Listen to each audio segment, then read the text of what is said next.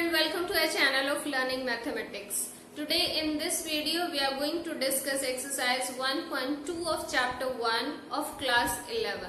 But if you have not done exercise 1.1 then do watch our previous video which is based on introduction of sets and some very basic terms related to sets like what is the difference between a group and a set, and what is set builder form, roster form of a set. The link is given in description box. So let's start today's topic. Today's topic is about types of sets. तो sets कितने type के होते हैं, कैसे जो है होते हैं, that is the today's topic. चलिए एक क्वेश्चन डिस्कस करते हैं. सपोज आप अपनी क्लास में गए और आपको आपके टीचर ने काम दिया कि right the name of students which are there in classroom in the set form. ठीक है, तो set form, set को आपको पता है कि कैपिटल लेटर से लिखते हैं.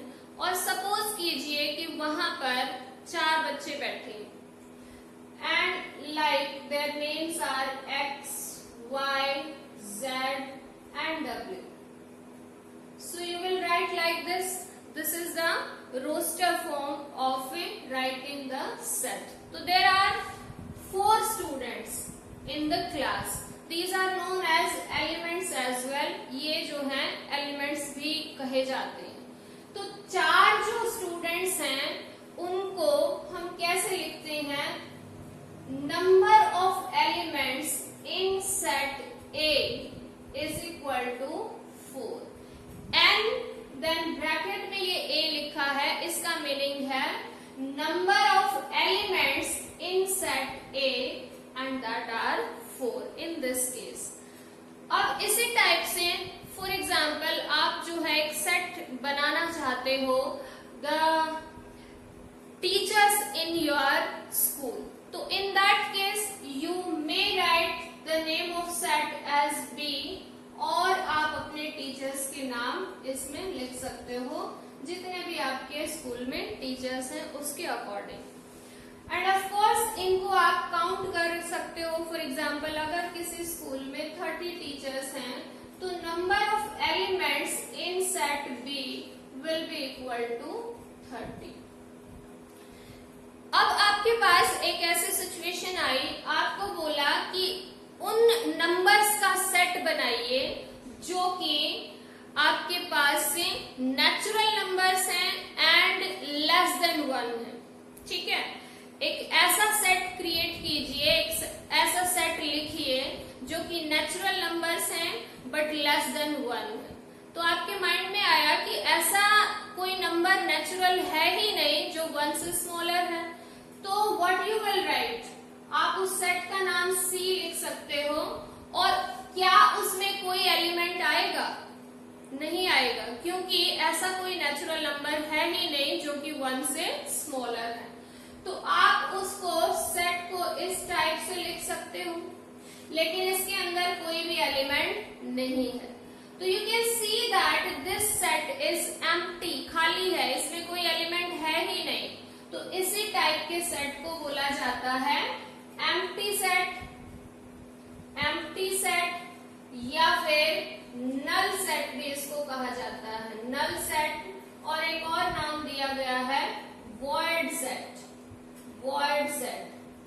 ठीक है, ये तीनों जो है यहाँ पर एक दूसरे के सिनोनिम्स हैं, एम्प्टी, नल या फिर वॉइड. एक ऐसा सेट जिसमें एक भी एलिमेंट नहीं है, दैट सेट इज एम्प्टी. और उसको इस तरह से भी डिनोट कर सकते हैं और इसको लिखने का एक और तरीका है like C is equal to, ये 0 बना के और इसको ऐसे काट दिया जाता है और इसको पढ़ा जाता है फाई, PHI, फाई. तो फाई जो है, फाई किसके लिए होता है? एक ऐसा सेट जिसमें एक भी एलिमेंट नहीं है. Void set, empty set, null set, उसको लिखने का ये एक तरीका है. तो this is the empty set. अब सिंगलटन सेट, सिंगलटन एक ऐसा सेट जिसमें सिर्फ एक एलिमेंट है, उसको बोलेंगे सिंगलटन सेट.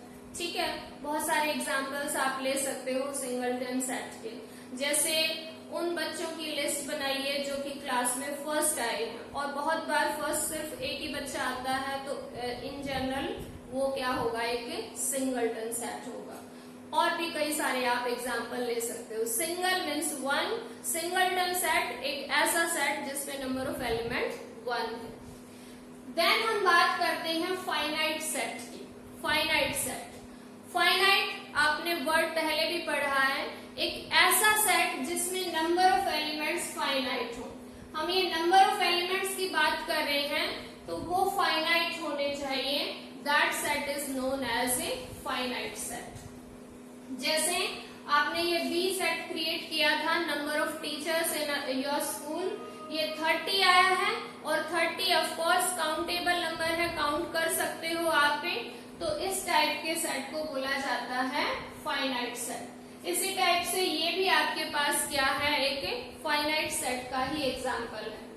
इनफाइनाइट सेट, अगर किसी सेट में जो नंबर ऑफ एलिमेंट्स हैं वो इनफाइनाइट हैं, जिनको हम काउंट नहीं कर सकते, दोज आर इनफाइनाइट सेट। जैसे इनफाइनाइट सेट के बहुत सारे एग्जांपल, फॉर एग्जांपल एन, आपको याद होगा कैपिटल एन किसके लिए स्टैंड करता है, सेट ऑफ नेचुरल नंबर्स। तो नेचुरल नंबर्स क्या फाइनाइट होते हैं?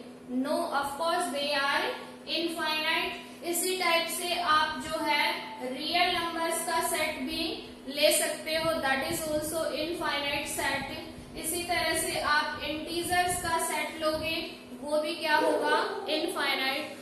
एक्चुअली बहुत सारे ऐसे एग्जांपल्स हो सकते हैं नंबर्स के केसेस में जो कि इनफाइनाइट सेट को रिप्रेजेंट करते हैं। For example set of prime numbers, तो प्राइम नंबर्स भी कैसे हैं, इनफाइनाइट नंबर्स हैं, तो इसलिए वो जो सेट बनेगा प्राइम नंबर्स का, that will also be infinite set. तो these we have learned finite, infinite, singleton, void।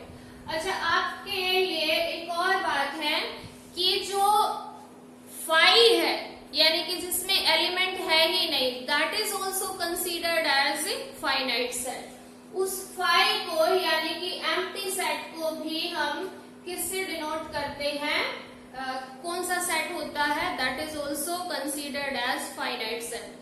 क्योंकि इनफाइनाइट का मतलब है कि जो उसमें नंबर ऑफ एलिमेंट्स हैं वो इनफाइनाइट हैं, वो काउंटेबल नहीं है, हम काउंट नहीं कर सकते।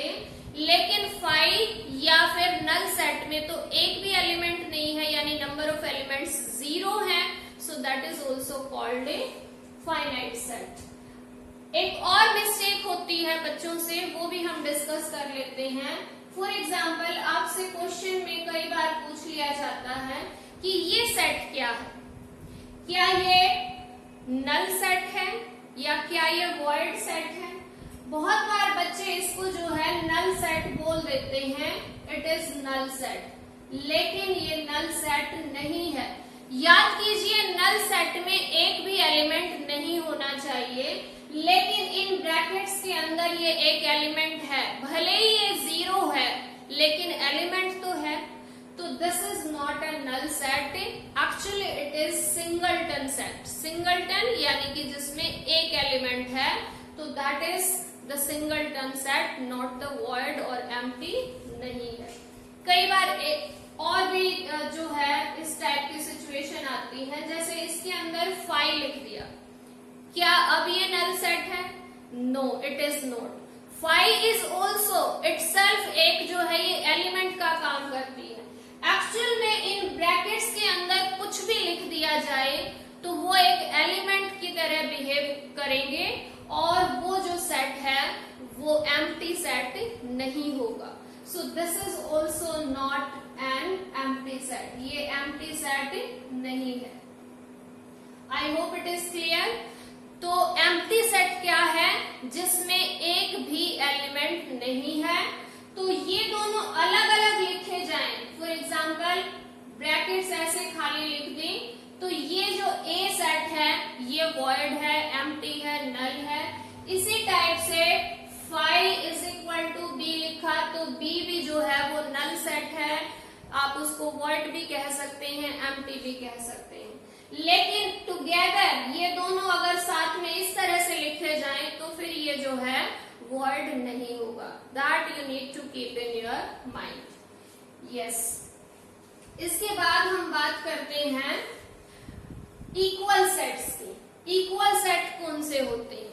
ऐसे सेट्स, दो सेट्स जिनमें जो एलिमेंट्स हैं वो बिल्कुल सेम हो, उनको कहा जाएगा इक्वल सेट्स। फॉर एग्जाम्पल, ए आपने लिखा और उसमें एलिमेंट हैं 1 2 3, और आपने बी सेट लिखा, उसमें एलिमेंट्स हैं 2 1 3।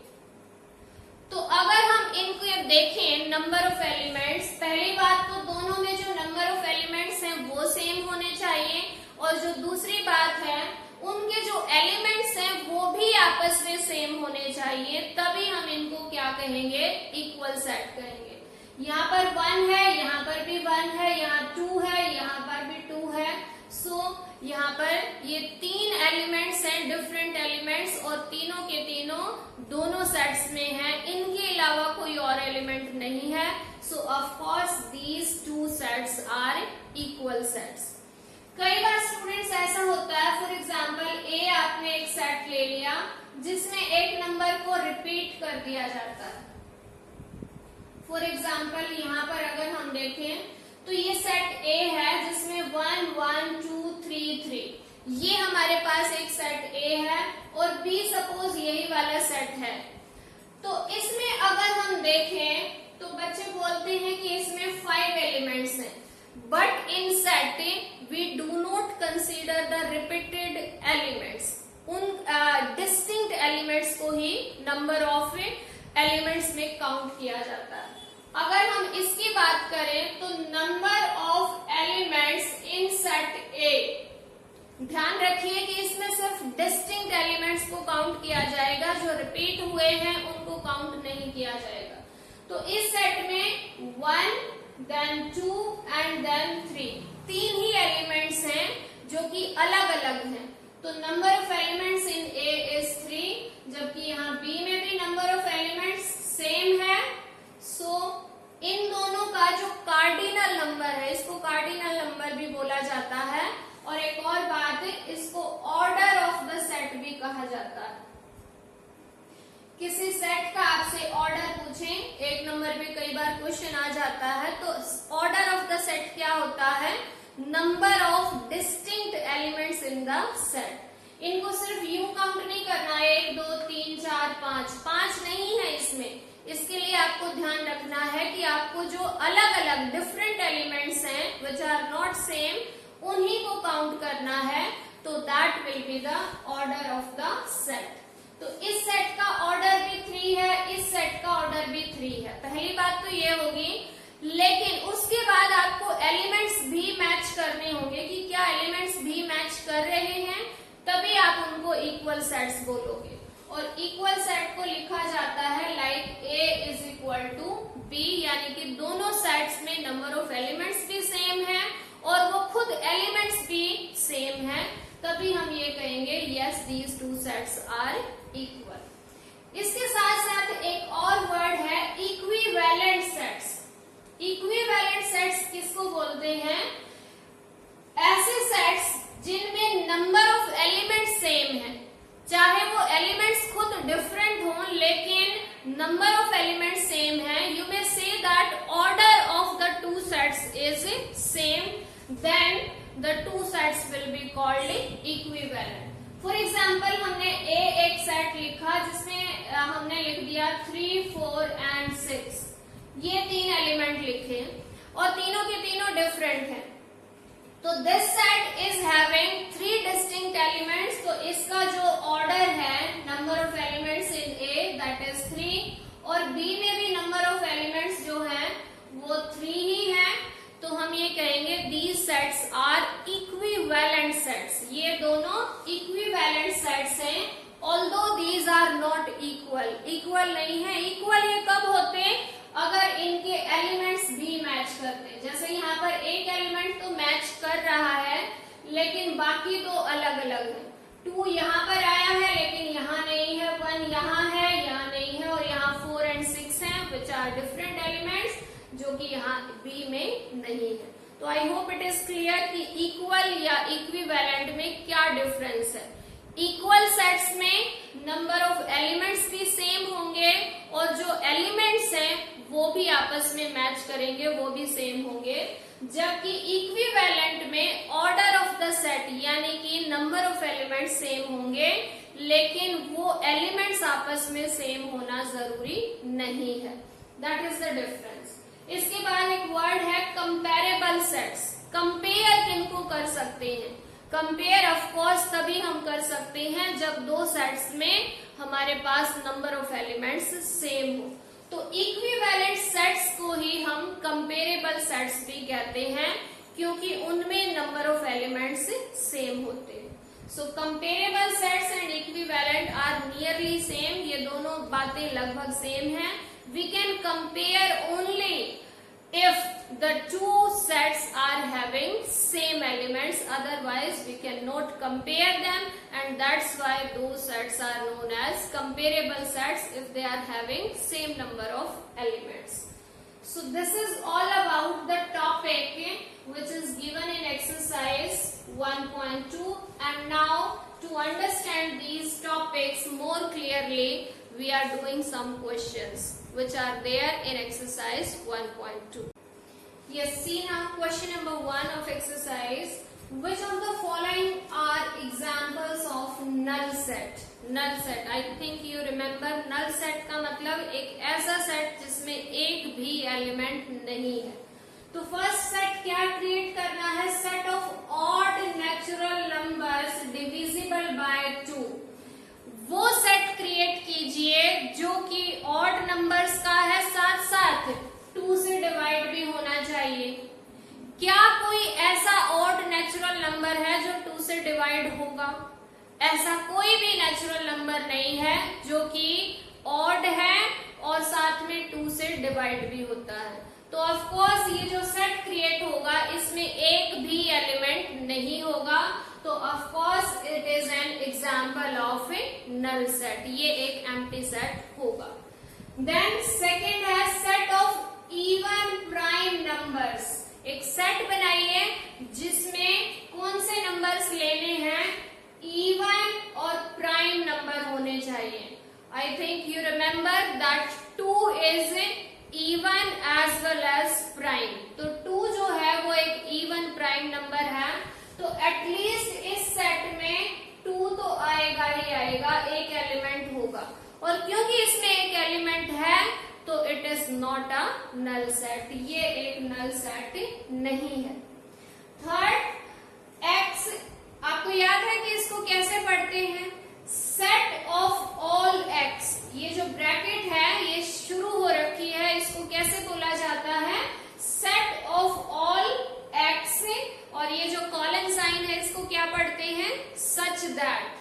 Set of all x such that x is a natural number and x is less than 5 and x is greater than 7। ये दोनों कंडीशन साथ में दी हुई हैं कि एक ऐसा नेचुरल नंबर जो 5 से लेस भी है और साइमल्टेनियसली वो 7 से ग्रेटर भी है। क्या ऐसे कोई नेचुरल नंबर होंगे जो 5 से लेस हैं और साथ के साथ ही वो 7 से ग्रेटर है? तो ऐसा कोई भी नेचुरल नंबर एग्जिस्ट नहीं करता जो साइमल्टेनियस इकट्ठी एक साथ इन दोनों कंडीशंस को पूरा करता हो। तो this set is not having any element in that and therefore it is a null set. Then next is set of all y such that y is a point common to any two parallel lines। Parallel lines, किन lines को parallel बोलते हैं? जिनको अगर हम extend भी कर लें तो भी वो कभी भी इंटरसेक्ट ना करें। तो जैसे ये दो लाइंस हैं, इनको कितना भी एक्सटेंड कर लिया जाए लेफ्ट और राइट साइड और ये कभी इंटरसेक्ट ना करें तो इन लाइंस को क्या बोलते हैं? Parallel lines. इस लाइन पर इनफाइनाइट पॉइंट्स हैं, बहुत सारे हैं, और इस लाइन पर भी हमारे पास बहुत सारे पॉइंट्स हैं। एक्चुअल में लाइन जो है वो कलेक्शन ऑफ पॉइंट्स है, तो बहुत सारे पॉइंट्स हैं, लेकिन क्या कोई पॉइंट ऐसा है जो यहाँ पर भी है और यहाँ पर भी है? कोई भी पॉइंट कॉमन नहीं है। तो अगर कॉमन नहीं है तो ऑफ कोर्स इस सेट में कोई भी एलिमेंट नहीं होगा, क्योंकि according to this it is given कि y is a point common to any two parallel lines. दोनों लाइंस में अगर कोई पॉइंट कॉमन है तो आप उनका एक सेट बनाइए, एक भी नहीं है तो इसलिए ये सेट भी कैसा होगा, वॉइड या फिर null set. So this was question number 1 and now see question number 2। Question number 2 है which of the following sets are finite or infinite? I think you remember finite में जो number of distinct elements हैं वो कैसे होने चाहिए, finite होने चाहिए, और infinite में number of distinct elements should be infinite। तो आपको बताना है कि ये जो सेट बनेंगे इनमें नंबर ऑफ एलिमेंट्स फाइनाइट होंगे या फिर इनफाइनाइट होंगे। पहला देखिए, the set of months of a year. एक साल में कितने मंथ होते हैं, 12, काउंट कर सकते हैं इजीली, तो of course this is a finite set. Then next देखिए 1 2 3 and there are dots after that. इसका मतलब इसमें ये जो नंबर्स हैं ये एक्सटेंड होते जा रहे हैं and they are going up to infinity. तो आप वैसे इसका नाम बता सकते हैं कि इस सेट का क्या नाम होना चाहिए, it is the set of a natural numbers, 1 then 2 then 3, तो सेट ऑफ नेचुरल नंबर। तो of course it is A infinite, क्योंकि नेचुरल नंबर्स कैसे होते हैं, कितने होते हैं, इनफाइनाइट होते हैं। ये सेट कैसा है, finite, as the number of elements in this set is a finite, 12 ही है। नेक्स्ट सेट अगर हम देखें तो डॉट्स तो यहाँ पर भी लगी हैं, लेकिन यहाँ पर लास्ट में आ गया है 99 एंड देन बिल्कुल लास्ट वाला एलिमेंट है 100।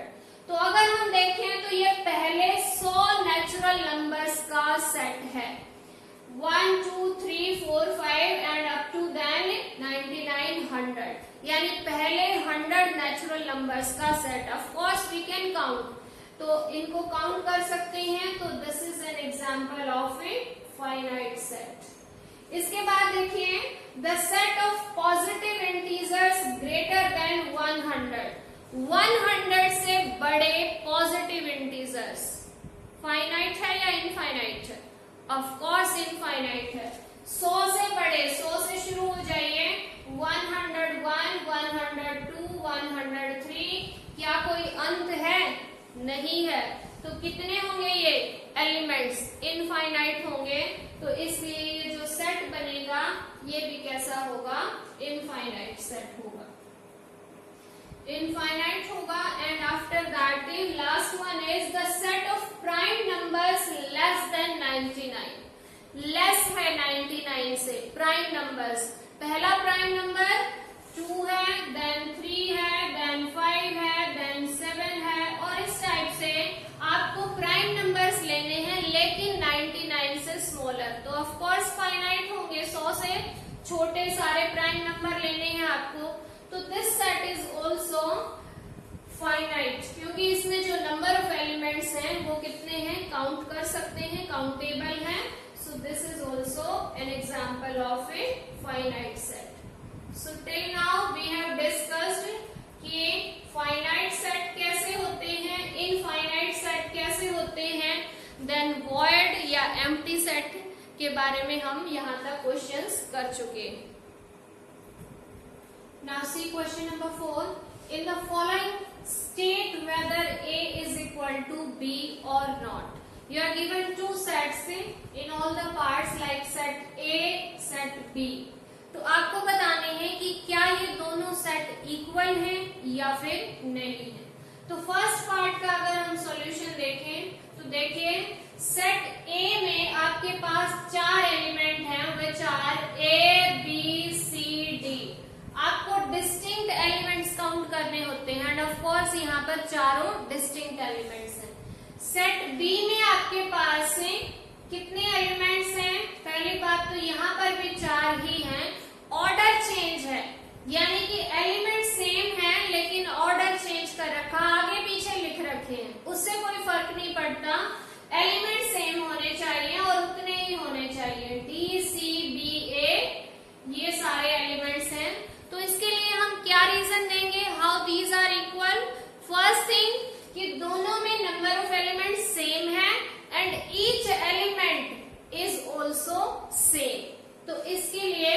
क्या सॉल्यूशन दे सकते हैं, since each element of A is also an element of set B and each element of B is also an element of A. तो therefore set A is equal to set B. क्या मतलब हुआ इसका कि जो element A में आए हैं वो एलिमेंट B में भी हैं और जो B में है वो सारे के सारे A में हैं, तो इसलिए ये दोनों सेट कैसे होंगे, इक्वल होंगे। ठीक है, सपोज यहाँ पर एक भी एलिमेंट डिफरेंट होता, मान लीजिए अभी आपके पास दूसरा एग्जांपल आएगा, ये देखिए सेट A में है 4, 8, 12, 16 और सेट B में है 8, 4, 16, 18। अब यहाँ देखिए कि यहाँ पर जो ये नंबर 16 है ये दोनों जगह है, 4 है ये दोनों जगह है, 8 है ये दोनों जगह है, लेकिन ये जो 12 नंबर है ये सिर्फ यहाँ A में है, B में नहीं है, और जो यहाँ 18 है वो यहाँ पर है लेकिन यहाँ पर नहीं है। तो दैट मीन्स इनमें जो नंबर ऑफ एलिमेंट्स है वो तो सेम है, दोनों में 4-4 अलग अलग एलिमेंट्स हैं, लेकिन एलिमेंट सेम नहीं है, खुद जो एलिमेंट्स हैं वो डिफरेंट हैं। यहाँ पर 12 आया हुआ है जबकि यहाँ पर क्या है 18। These are different elements. तो इसको कैसे लिखेंगे, सिंस, इसको लिखेंगे, आपको याद होगा साइन बिलोंग्स टू का, तो उसको जो है हम यहाँ पर लिखेंगे सिंस यहाँ पर जो 12 है दैट बिलोंग्स टू A, ये साइन एप्सिलॉन आपको याद होगा फर्स्ट एक्सरसाइज में हम डिस्कस कर चुके हैं इसको। 12 belongs to A but 12 does not belong to B, B में नहीं है, जबकि इक्वल सेट के लिए क्या होना चाहिए कि जो एलिमेंट A में है वो सारे के सारे B में होने चाहिए और जो B में है वो सारे A में होने चाहिए। तो हम एक भी एलिमेंट ऐसा अगर ढूंढ पाते हैं जो कि दोनों सेट्स में नहीं है तो हमारे पास वो सेट्स इक्वल नहीं होंगे। तो 12 belongs to A but 12 doesn't belong to B। Similarly अगर आपको लगे कि हाँ भाई दूसरा एलिमेंट भी लिखना चाहिए then you can write, otherwise एक भी सफिशिएंट है नॉट इक्वल के लिए।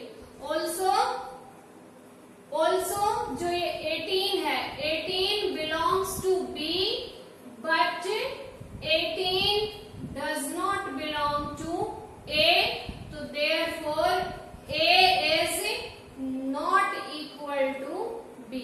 A और B सेट इक्वल नहीं है, इक्वल टू के साइन को ऐसे कट कर दिया है, so these are not equal। So this is how to do these questions। Now let us see its third part। Third part में A सेट जो है वो तो लिखा हुआ है टेबुलर फॉर्म में या रोस्टर फॉर्म कह सकते हो आप। A is written, इसमें ये 5 एलिमेंट्स हैं 2, 4, 6, 8, 10, जबकि B जो है वो सेट बिल्डर फॉर्म में लिखा हुआ है। तो इसमें क्या है, set of all x such that x is positive, even, integer and x is less than और इक्वल टू 10। पॉजिटिव होना चाहिए, इवन होना चाहिए, इंटीजर होना चाहिए और लेस देन और इक्वल टू 10, 10 से बड़ा नंबर नहीं होना चाहिए। तो ऑफ कोर्स बी में भी सारे यही नंबर आएंगे क्योंकि पॉजिटिव, इवन, इंटीजर कहां से स्टार्ट होंगे, 2, then 4, then 6, then 8 और लास्टली 10। तो of course these two sets are equal, ये दोनों सेट्स इक्वल होंगे। After that fourth part it is A set, क्या गिवन है, set of all x such that x is a multiple of 10। x जो है वो 10 का मल्टीपल है, तो आपको 10 के मल्टीपल्स अगर लिखने हैं तो क्या होंगे,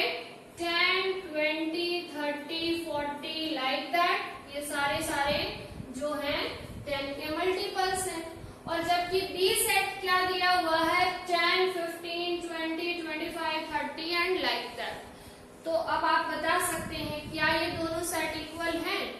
बिल्कुल नहीं, क्योंकि यहाँ देखिए ये नंबर 15 ये सेट बी में है लेकिन ए में नहीं है। तो इक्वल सेट्स के लिए क्या होना जरूरी है? हर एक एलिमेंट मैच होना चाहिए। जो भी दोनों सेट्स में है सारे के सारे एलिमेंट्स इक्वल होने चाहिए। तो यहाँ हम रीजन दे सकते हैं, since 15 belongs to B but 15 does not belong to A, therefore A is not equal to B।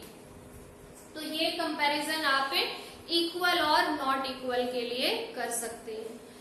Equivalent याद होगा, इक्विवेलेंट में क्या होता है कि नंबर ऑफ एलिमेंट्स इक्वल होते हैं। एलिमेंट्स माइट बी डिफरेंट लेकिन नंबर ऑफ एलिमेंट्स सेम होंगे। तो आप यहाँ से देख सकते हैं कि ये जो दो सेट हैं ये इक्विवेलेंट हैं लेकिन इक्वल नहीं आए थे। आपने देखा कि ए और बी इक्वल नहीं थे लेकिन यस दीज आर इक्विवेलेंट। तो जो इक्वल सेट्स होते हैं वो तो हमेशा इक्विवेलेंट होते हैं, लेकिन इक्विवेलेंट सेट से जरूरी नहीं है कि वो इक्वल भी हो। तो that you need to keep in your mind. I think you understood the concept today in this exercise, and you need to practice the remaining questions. Are still some of the questions are left. You need to solve those questions, and if you stuck anywhere in between, do write in the comment section, and keep watching for keep learning. Bye bye.